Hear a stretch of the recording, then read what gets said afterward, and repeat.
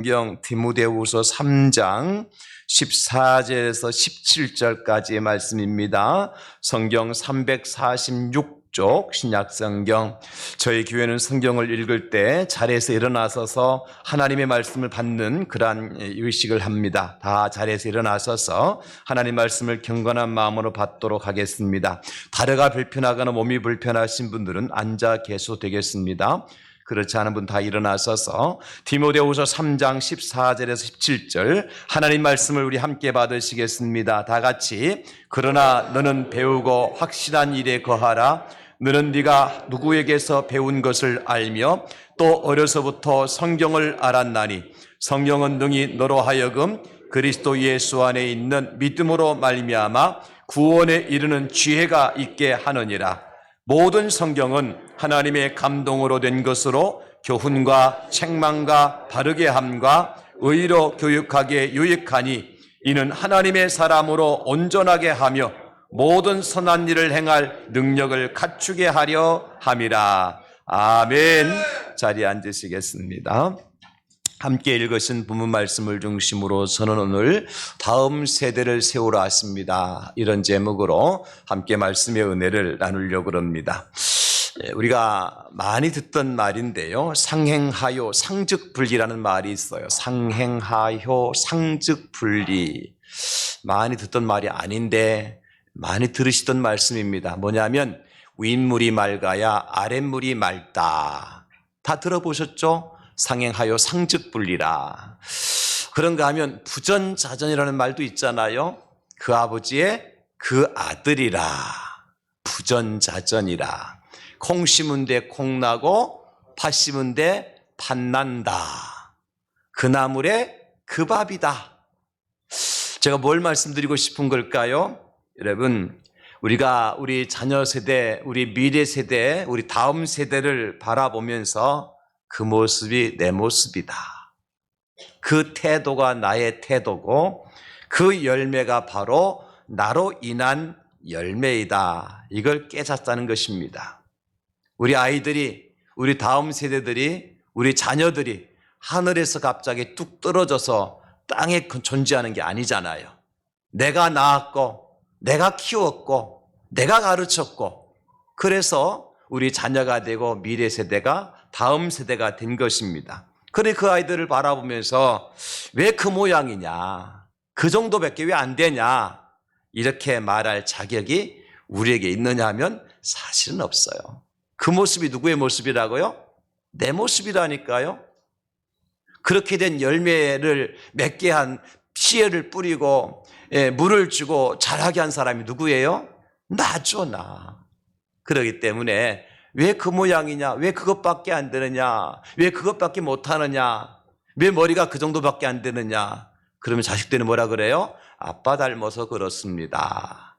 엄마 머리 닮아서 그렇습니다. 그런다는 얘기죠.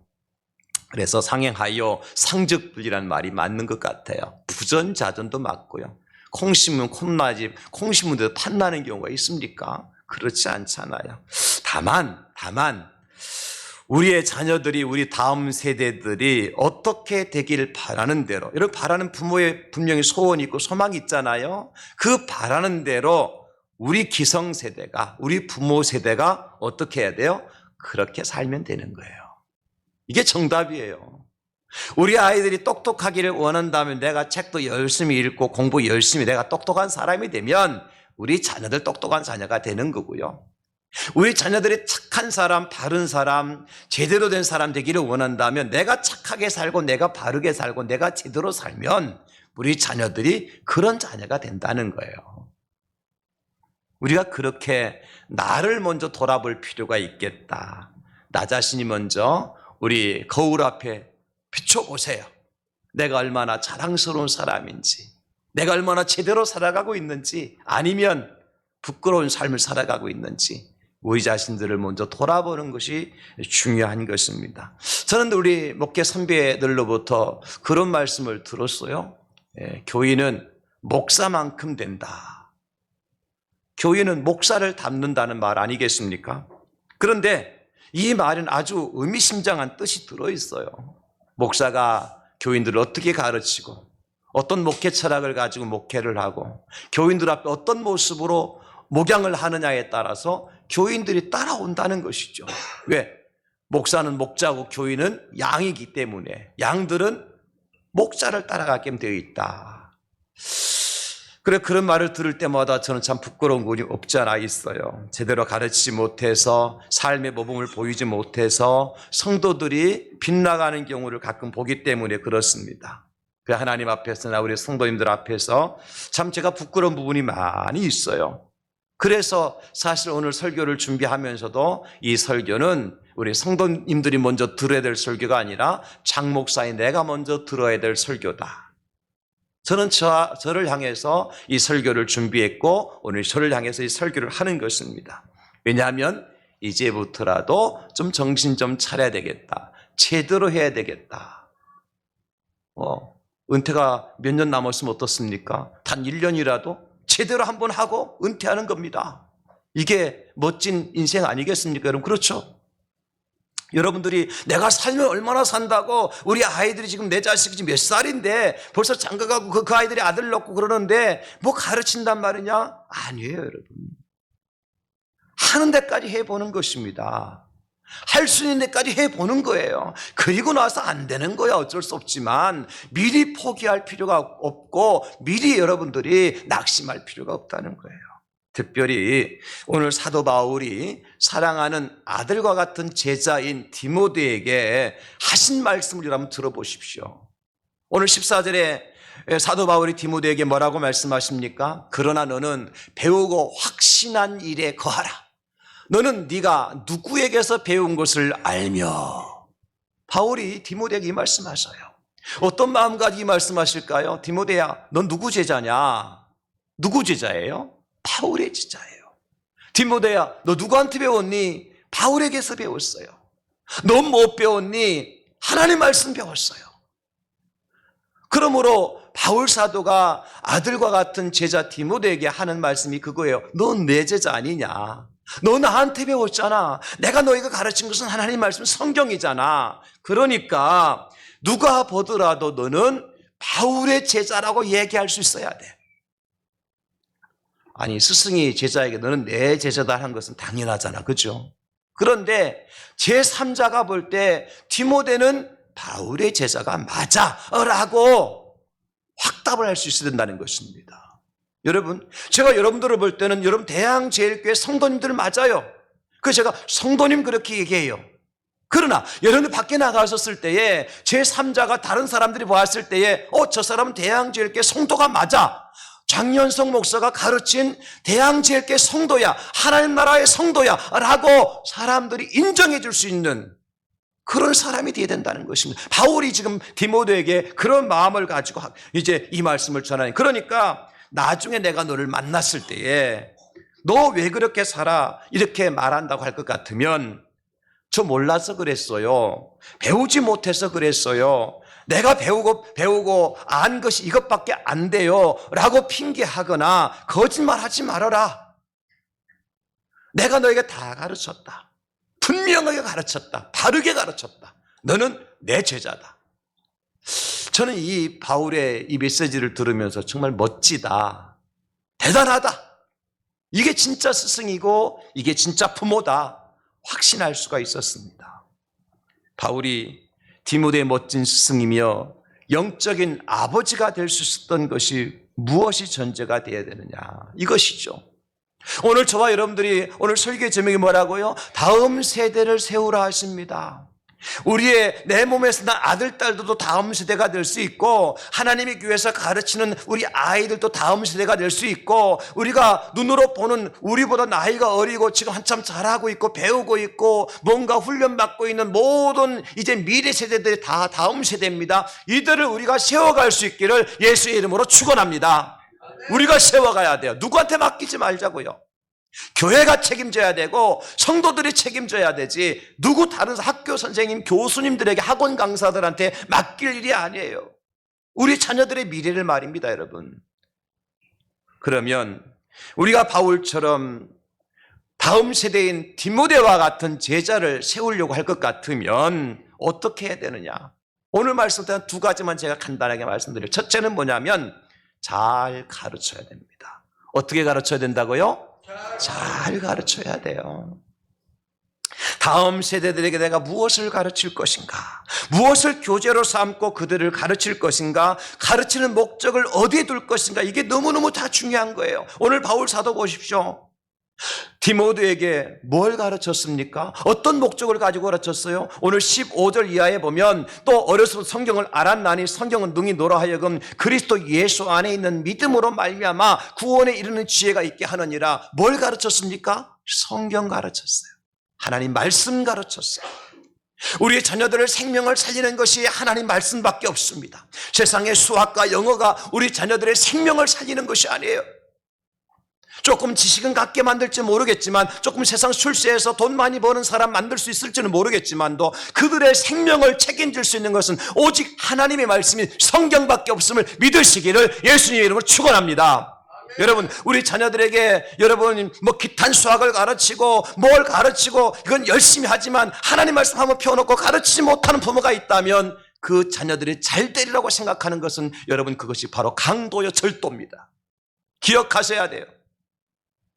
우리 젊은 부부들, 부모님들, 우리 자녀들에게 무슨 앨리스 영어 무슨 정철 영어 그 학원은 막 수도 없이 보내고 수학 학원 보내고 그러면서도 집에서 부모들이 아이들 성경 한번 읽는 것을 보여주지 않고 아이들이 성경 한 구절 읽는 것도 지켜보지 않고 가르치지 않는다면 그 아이들이 서울대학 들어가고 하버드 대학 들어가서 나와 졸업해서 좋은 인류 회사에 취업을 하더라 할지라도 세상적으로 출세했다 말할 줄 모르겠지만은 그 아이들의 영혼과 생명을 책임지지 못한다는 거예요.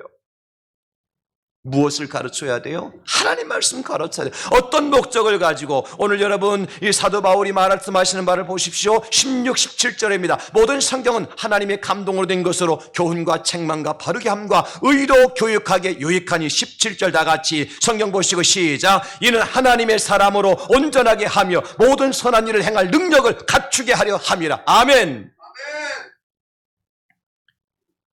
우리 자녀들이 다음 세대가 어떤 사람 되기를 원해요? 똑똑한 사람, 잘난 사람, 돈 많이 버는 출세한 사람요? 예, 다 그런 은혜가 여러분 가정에 여러분 자녀들에게 일어날 수 있기를 주의 이름으로 축원합니다. 그러나 더 중요한 것이 있어요. 17절 하나님의 사람으로 온전하게 하며 모든 선한 일을 행할 능력을 갖추게 하려 함이라. 선한 일에 열심을 내야지 악한 일에 1등 되면 안 된단 말입니다. 머리가 좋아가지고 악한 일도 경찰도 수사하지 못하도록 검사도 수사하지 못하도록 이런저런 꾀를 내서 말이죠. 얼마나 그 교묘하게 범죄를 저지릅니까? 머리가 똑똑한 사람들이 그런 범죄를 저지르죠. 미련한 사람 그렇게 저 같은 사람 하지도 못해요. 잘 가르쳐서야 돼요. 무엇을 가르쳐야 돼요? 하나님 말씀 가르쳐야 되고 목적은 뭐예요? 이 사람이 우리 아이들이 우리 자녀들이 하나님의 사람으로 온전하게 되었으면 좋겠다. 그리고 선한 일을 행할 능력을 갖춘 사람이 되었으면 좋겠다. 선한 일에 열심을 내고 선한 도구로 쓰임받고 의의 병기로 쓰임받는 우리의 자녀들, 우리 다음 세대를 가르치기 위해서 저와 여러분 잘 가르칠 수 있기를 예수님의 이름으로 축원합니다. 잘 가르친다고 하는 것은 어떤 학원의 유명 일타 강사들처럼 말이죠. 가르치는 기술이 좋아야 한다는 말이 아닙니다. 바르게 가르쳐야 된다는 거예요. 제대로 가르쳐야 된다는 거예요. 하나님의 뜻대로 말씀대로 진리대로 가르쳐야 된다는 것입니다. 이게 잘 가르치는 거예요. 우리 속담에 뭐로 가도 서울만 가면 된다. 여러분 맞습니까? 예, 말은 됩니다. 말은 돼요. 왜? 서울 가는 것이 목적이니까. 그러나 어떻게 가야 될까요? 바르게 가야 됩니다. 제대로 가야 됩니다. 목적을 달성하기 위해서 수단과 방법을 가리지 않으면 안 된다는 것입니다. 수단과 방법과 과정이 너무너무 중요한 거예요.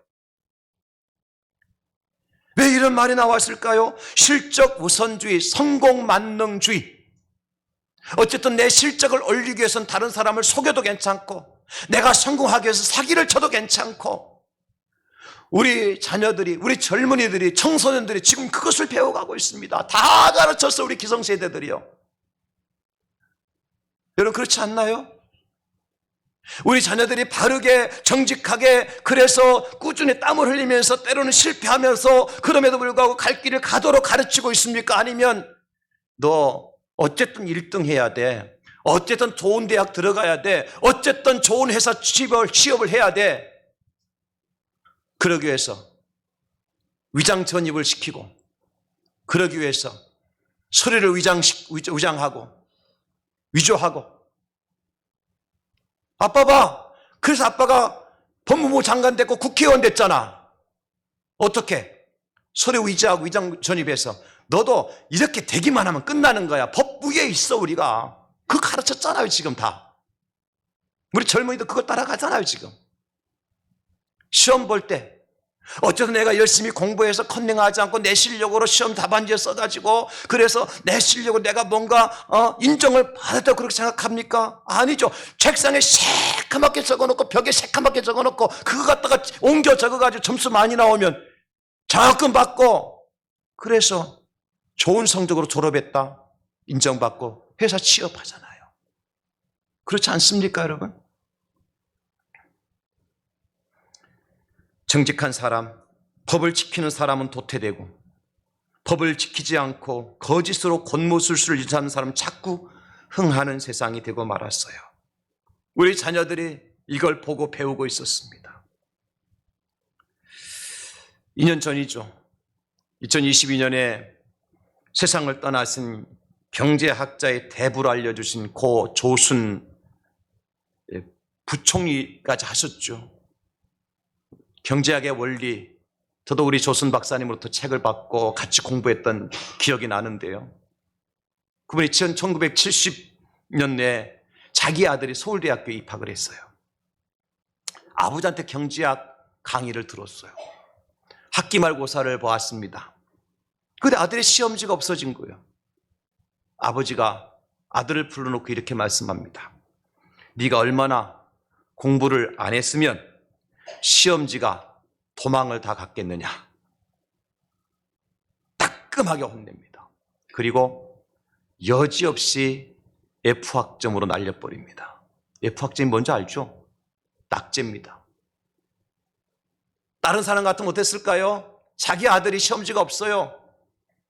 아들을 불러서 너 시험지 없었네. 다시 내 이름 적어서 제출해라. 답을 아버지가 적어서 답안지 만들 수도 있는 상황이에요. 다른 사람 같았으면. 그런데 조순 박사님 그렇게 하지 않으셨어요. 아들을 따끔하게 혼내고 그대로 F학점. 이게 진짜 아버지, 진짜 스승 아닐까요, 여러분? 이게 진짜 우리가 해야 될 일 아닐까요? 사랑하는 성도 여러분, 오늘 교회의 리더인 목사들은 어떻습니까? 다 그런 건 아니지만 교회 부흥이라고 하는 거기에 마음이 빼앗겨서 목사의 본질을 잃어버릴 때가 많잖아요. 어떤 목사는 청바지 입고 강단에 서서 각종 유머와 회화를 통해서 젊은 세대들에게 스타가 되어가지고 부흥하는 그런 교회도 없지 않아 있습니다. 우리 주일학교 어린아이들에게 성경은 고리타분한 것이고 구시대적인 산물이니까 성경책 없이 그저 율동이나 춤이나 동화나 연극이나 이런 것들로 아이들의 흥미를 유발함으로 말미암아 교회 아이들을 많이 모이게 만드는 그러한 교회들 있습니다. 물론 교회의 부흥과 성장은 너무너무 중요합니다. 필요합니다. 그러나 세월이 지나갈수록 제 마음에 자꾸 이런 생각이 듭니다. 과연 지상의 교회에 구원받은 진짜 그리스도인 하늘나라 백성은 얼마나 될까? 1000명이 모이는 교회라고 10,000명이 모이는 교회라고 얘기는 하지만 그 1000명이 모이는 교회, 10,000명이 모이는 교회 안에서 진짜 하나님을 믿음으로 말미암아 구원받은 하늘 백성, 진짜 크리스찬은 몇 사람이나 될까?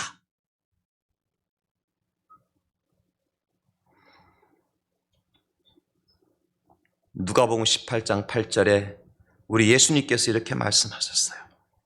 내가 너에게 이르노니 속히 그 원한을 풀어주리라. 그러나 인자가 올 때에 세상에서 믿음을 보겠느냐 하시니라. 인자가 올 때는 언제입니까? 우리 예수님 다시 이 땅에 내오실 때입니다. 재림하실 때예요. 지금 내가 믿음이 있다고 얘기하고 내가 지금 목사라고 얘기하지만 진짜 예수님 이 땅에 오셔서 예수님 앞에 섰을 때 너 진짜 믿음 있는 사람 맞아, 너 크리스찬이구나, 너 천국 백성이구나, 그렇게 말을 들을 만한 사람이 있겠느냐? 예수님 말씀하셨어요. 있겠느냐? 얼마나 되겠냐가 아니에요. 있겠느냐입니다. 어쩌면 소돔과 고모라 성 의인 한 사람을 찾지 못해서 망했던 것처럼 그렇게 될지도 모르겠습니다. 만약에 모두 믿는 사람들 다 알곡이라 할 것 같으면 무엇하고 알곡과 가라지를 가르겠습니까? 예수 믿는다고 말하는 사람들이, 교회 다니는 사람들 다 양의 편에 선 사람 같으면 예수님께 이 땅에 오셔서 뭐하러 양과 염소를 구별하시겠습니까? 실제로 성경은 이렇게 말씀하고 있잖아요. 누가복음 3장 17절에 손에 키를 들고 자기 타작 마당을 정하게 하사 알곡은 모아 곳간에 들이고 죽정이는 꺼지지 않는 불에 태우시리라. 마태복음 25장 31절로 33절에 보면 인자가 자기 영광으로 모든 천사와 함께 올 때에 자기 영광의 보좌에 앉으리니 모든 민족을 그 앞에 모으고 각각 구분하기를 목자가 양과 염소를 구분하는 것 같이 하여 양은 그 오른편에 염소는 왼편에 두리라. 여러분 꼭 기억하십시오. 알곡과 가라지를 분별할 날이 옵니다. 쭉정이와 알곡을 가를 날이 옵니다. 알곡은 곳간에 들이겠지만 가라지는, 쭉정이는 풀에 타 없어집니다. 양과 염소를 구별할 날이 옵니다. 양은 우리 예수님의 오른편에 세우시겠지만 버림받은 염소는 왼편에 세우실 것입니다. 실제로 저 자신을 보더라도요, 제가 목사가 되기 전에 집사로 섬길 때에 얼마나 믿음이 순수했는지 몰라요. 바보처럼 섬겼어요. 과연 지금도 그 순수한 믿음을 간직하고 있느냐 물어보지만 절대로 그렇다라고 말하기가 쉽지 않습니다. 제가 교회를 처음 개척할 27년 전에 열정과 열심을 가지고 오직 주님만 바라보겠다고, 불 속에라도 들어가겠다고, 내 몸을 불살라 내어줄지라도 아낌없이 헌신하고 희생하겠다고 교회를 개척했습니다마는 지금도 그 열정과 열심이 남아 있느냐고 물으신다면 아마 저는 50% 남지 않았다라고 말할 수밖에 없어요. 그런데 어떻게 이대로, 이 모습 그대로 내가 알곡에 되어서 천국에 들이김 받고 양이 되어서 예수님 오른편에 설 수 있을까? 물론 저는 예수님 믿습니다. 그렇기 때문에 양의 편에 설 거예요. 양의 편에 서되 아마 최고 끄트머리에 서지 않을까 두렵습니다. 저는 예수님 믿기 때문에 천국 갈 겁니다. 천국의 드림을 받을 거예요. 그러나 알곡이지만 그 자루에 묶인 그 자루 속이 아니라 그 자루 끄트머리에 묻혀서 들어갈 수도 있겠다는 생각이 드는 거예요. 그래서 오늘 저는 저를 향해서 이 말씀을 들고 설교하는 겁니다. 사랑하는 성도 여러분, 그래요. 이 양의 천국 들어가는 거, 알곡이 되어 들어가는 거, 주인이 볼 때 네가 먼저 알곡에다 가장 먼저 그 손이 올 수 있는 알곡, 양의 오른편에 서게 되어질 때 네가 내 바로 옆에 서야 되겠다고 말씀하실 수 있는, 예수님 가장 오른편에 설 수 있는, 양의 편에 설 수 있는 사람, 여러분 그런 사람이 되어야 되지 않겠습니까? 그러기 위해서는 어떻게 해야 돼요? 우리가 하나님 말씀을 잘 배워야 되고 우리 자녀들에게도 하나님 말씀을 잘 가르쳐야 되는 거예요. 이번에 우리 청년들 수련회 할 때에 강사님으로 오신 분들 가운데 참 귀한 분들이 많이 오셨습니다만 특별한 분들이 오셨어요. 부자가 강사로 오셨어요. 아버지는 김용희 선교사님, 아들은 김선교 선교사님. 제가 우리 김용희 선교사님의 강의는 너무 많이 들었기 때문에 그분이 어떤 분이라는 걸 너무너무 잘 알거든요. 그분 앞에 서면 너무 작아져요. 너무 겸손해져요. 야, 예수 믿어도 저렇게 믿어야 되겠다. 저게 진짜 선교사의 목사다. 제 스스로 고백합니다. 그분을 보면서 나 닮아가야 되겠다. 나 닮고 싶다. 근데 이번에 그 아들, 막내 아들이죠. 김선교 선교사가 우리 청년들 앞에서 강의를 하는데 그 김용일 선교사님이 자녀가 2남 3녀 5남매예요. 그 아이들 자녀들 이름도 재밌어요. 첫째가 충성, 둘째가 인애, 세 번째가 찬송, 네 번째가 응답, 다섯 번째가 선교예요. 재밌죠? 김응답, 김찬송, 김선교. 그 너는 선교사로 나가래. 선교를 마지막 내려서 선교사가 돼서 다윗의 열사라는 선교단체에 지금 리더가 되고 있는데, 여러분, 그런데 이 김선교 선교사가 강의를 하는데 제가 깜짝 놀랐어요. 눈 감고 가만히 들으면요, 김용희 선교사님 지금 강의하고 있네. 똑같아요. 톤이나 색깔이나 열정적으로 쏟아붓는 것이나 마침표 찍는 거나 쉼표 쉬는 거나 할 것 없이 아버지를 그대로 빼닮았더라고. 야, 이렇게 닮을 수가 있나? 근데 그 선교사가요, 아버지 어머니로부터 어떻게 이제 배웠는가 하니까 그가 배운 신앙 교육은 한마디로 일관된 신앙 생활이라는 거예요. 변덕스럽게 하지 말아라. 처음과 나중이 같아야 된다. 예수로 시작했으면 예수를 맺어야 된다. 끝나야 된다. 그죠? 예수로 시작했으면 예수로 끝나야지요. 하나님 말씀으로 시작해서 말씀으로 끝나야죠. 그죠? 이게 일관된 신앙생활이에요. 거기다가 하나님을 경외하는 것이 지혜와 지식의 근본이다. 아무리 좋은 대학 들어가고 아무리 박사학위를 따더라도 하나님을 경외하지 않는 사람은 지혜로운 사람이 아니고 지식인이 아니다. 이걸 가르친 거예요. 그래서 이 김선교 선교사가 초등학교 다닐 때부터요, 이 말씀 붙들고 그렇게 말씀 따라 순종했어요. 그래서 초등학교 다닐 때에 한 주에 매주마다 적게는 30명, 많게는 40명의 아이들을 전도를 해요. 매주. 한 달이 아니고 1년이 아니고. 감동도 안 하지. 한 번도 안 해봤으니까. 전도해보신 분은 알아요. 이게 얼마나 힘든 일인지, 이게 얼마나 고단한 일인지. 아니, 초등학생을 전도하는데 매주 30명, 40명을 데려왔다니까. 그리고 그 선교사가 이렇게 말씀을 해요. 아버지를 닮아 말씀으로 살아갑니다. 아버지를 닮아 말씀으로 살아갑니다. 멋지잖아요? 저도 그런 아들 하나 있으면 좋겠다 싶어요.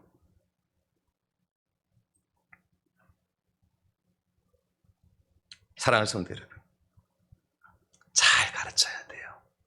그래 아버지 닮는 겁니다. 잘 가르쳐야 우리 선생님 닮는 것입니다. 무엇을 가르칠까요?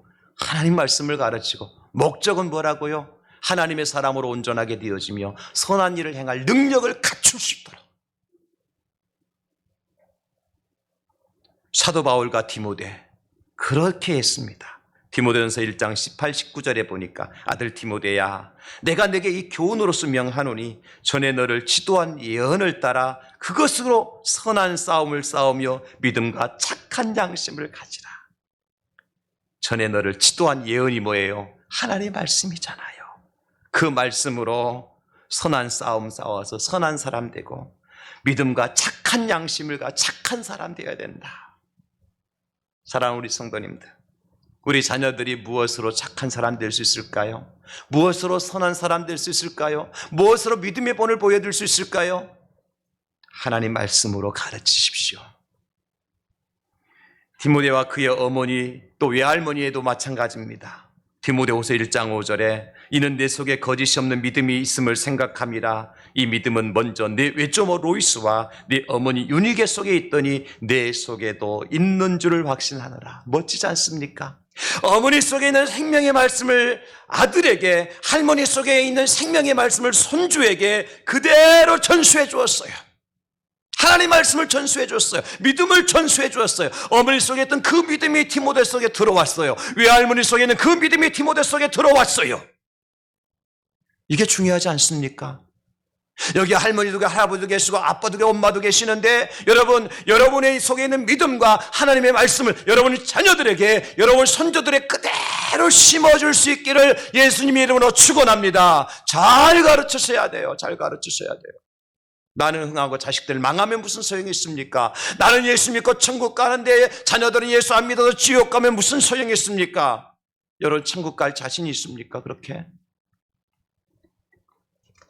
바른 믿음을 전수할 수 있도록 바르게 가르쳐야 된다. 사랑하는 성도 여러분, 우리는 지금 변화무쌍한 시대를 살아가고 있습니다. 모세의 시대도 아니고 아브라함의 시대도 아니고 바울의 시대도 아니에요. 사람들의 가치관이 얼마나 쉽게 변하는지 몰라요.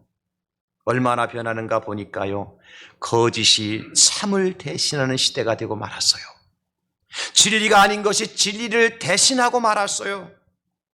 이럴 때 우리는 다음 세대, 우리 자녀들을 위해서 어떻게 할 것인가?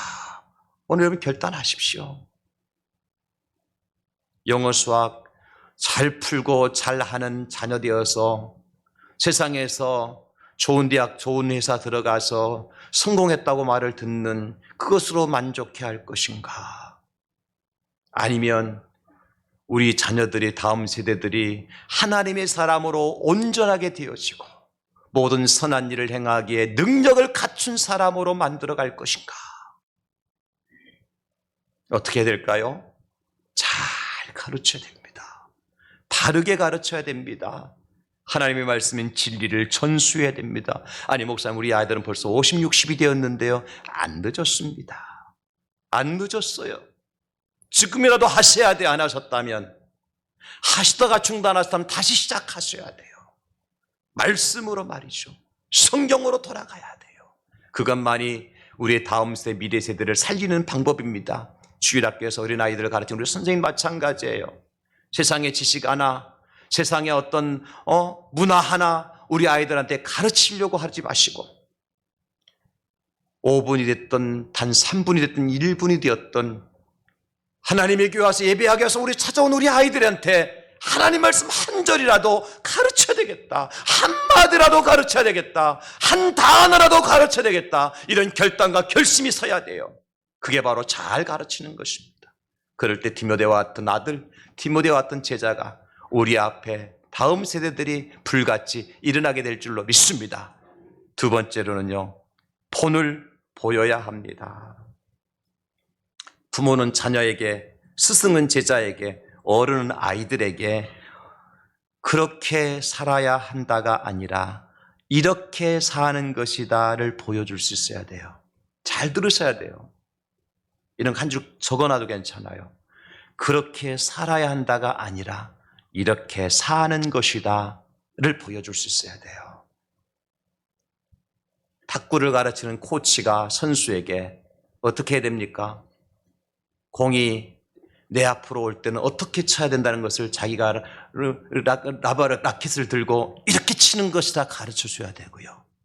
왼쪽으로 올 때는 이렇게 치는 것이고 높이 올 때는 이렇게 치는 것이고, 그렇게 가르치는 코치가 진짜 코치 아닙니까? 그냥 교과서 갖다 놓고 아니면 다른 외국의 선수 비디오 테이프 갖다 놓고 저 봐라 저렇게 하잖아 저렇게 하는 거야, 그런 코치보다는 말이죠, 내가 선수 라켓을 들고 그 테이블 앞에서 이렇게 치고 저렇게 치고 이렇게 하고 저렇게 하는 것이다라고 보여줄 때 그 선수에게 실제적인 교육이 되지 않지 않겠습니까? 여러분, 그죠? 이겁니다. 여러분, 부모와 교사와 어른들은 아이들의 시청각 교재예요. 그래서요, 부모나 교사가 말하고 가르침에 있어서 행동으로 걸러지지 아니한 것은요, 자신과 다음 세대로 하여금 죄를 짓도록 만들 수 있습니다. 왜 그럴까요? 말은 거창하게, 말은 기름지게 잘하지만 행동이 따라오지 않는 부모를 보면서, 그런 선생님을 보면서 아이들이 뭘 배울까요? 나도 말이나도 잘해야 되겠다. 행동을 하지 않으면, 말만 잘하면 된다. 결국 죄를 짓게 만드는 거예요. 행동으로 걸러지지 아니한 지식, 행동으로 걸러지지 아니한 가르침, 여러분, 그것은 오히려 나 자신과 우리 아이들을 죄짓게 만드는 거라는 거예요. 꼭 기억하시기 바랍니다. 말만 번드르게 잘하지 말고 뭘 해야 돼요?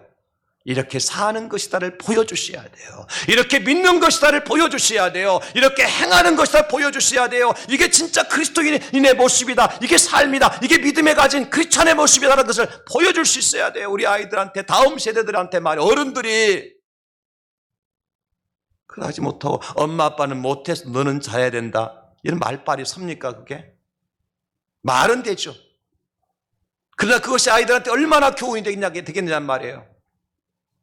선생님이 나는 바빠서 기도하지 못하지만 너희들은 기도해야 잘 된다. 말은 되죠. 그러나 그것이 우리 아이들한테 얼마나 유익이 되겠냔 말이에요. 행함이 전제되지 아니한 말로 전하는 복음, 결국 자신이 그 말씀으로 살지 못하게 만드는 것을 깨닫고 죄악 중에 살게 만든다는 사실이에요. 그래서요, 여러분 기억하셔야 돼요. 아이들이 부모의 앞모습이 아니라 뒷모습 보면서 닮아간다는 거예요. 너무 어려워서 말똥말똥 무슨 얘기인가? 두 분은 졸고 있고 한 분은 자고 있고. 우리 아이들이, 우리 학생들이, 우리 성도들이 목사나 교사나 부모의 앞모습을 보고서 닮아가는 게 아니라 뒷모습 보고 닮아간다니까요. 앞에 놓고 화 안 내고, 앞에 놓고 순한 척하고, 앞에 놓고 착한 척하고, 앞에 놓고는 잘하는 척 하잖아요. 뒤에 돌아서면 어떻게 돼요? 자기 본성이 드러나잖아요. 그 아이들이 모를 줄 알아요, 그걸 갖다가. 너희들 나가 있어. 문 잠가놓고 싸운다가 아이들이 부모 싸운다는 거 몰라요? 싸우는 거 가만히 들어보니까 선을 넘죠. 부부로서의 선을 넘죠. 아이들이 그거 모를 줄 알아요? 아, 싸우는 거 저렇게 싸우는 거구나. 나는 절대로 우리 아빠 같은 사람하고 결혼하지 않을 거야. 그 여자아이는요, 나중에 보시죠. 100% 자기 아버지 닮은 사람과 결혼해요. 이거는요, 사회학적으로, 통계적으로 다 나와 있는 결론이에요. 절대 잔소리 많이 하는, 그리고 집에서 그냥 분란을 일으키는 우리 엄마 같은 사람 절대 안 닮은, 난 절대 안 만날 거야. 그런 사람 절대 결혼하지 않을 거야. 나중에 보면요, 틀림없이 그런 여자와 결혼하고 있어요. 왜요? 교육받은 대로 한 거예요. 그렇게 교육받았거든요. 여러분 기억하세요. 학생들은 교사의 가르침이 아니라 교사의 행실을 보면서 제자가 된다는 거예요. 제가 그래서 전도대원들한테 가끔 이런 말씀을 드려요. 우리 전도하실 때 보면요, 앞에서 막 사람이 이렇게 지나가는 분이 오시잖아요. 그러면 막 전도지 들고 부채 들고 붕어빵 들고 반갑습니다. 예수 믿으십시오. 그러면 그분이 고맙습니다 하고 받으면 다행인데 안 믿어요. 예수쟁이도 별거 없는데 그러면 승리를 확 내고 가면요, 그럼 어떻게 해요? 그분이 딱 내 뒤에 지나가는 순간, 아유, 그러니까 그 꼴이지. 욕하고 있다니까, 지나가는 사람. 그게 전도예요? 그게 진짜예요? 앞에 올 때 그렇게 그냥 막 어린 양처럼 막 그냥 모두 다 심장에 다 꺼내줄 것처럼 말이죠. 막 천사처럼 얘기하다가 딱 뒤에 안 믿는다고 자기한테 핍박하고 돌아가면요, 악마가 돼가지고요. 제가 표현이 너무 강해 죄송합니다. 전도자가 악마가 될 리는 없죠. 그러니까 그 꼬락새로 살지. 에이, 지난번에도 그러던 또 그러는 저 인간은 안 돼. 그 다른 사람 저 인간 절대 전도하지 말라고. 여러분, 그건 전도자의 모습이 아니에요. 기억하시기 바랍니다. 우리 앞모습 보고 저들이 예수 믿는 게 아니에요, 여러분. 알아요, 그들도. 저 사람들은 앞에 볼 땐 천사처럼 행하고 돌아서면 참 천사 아닌 것처럼 행동한다는 알아요. 그렇기 때문에 전도도 삶으로 하는 거예요. 행동으로 하는 거예요.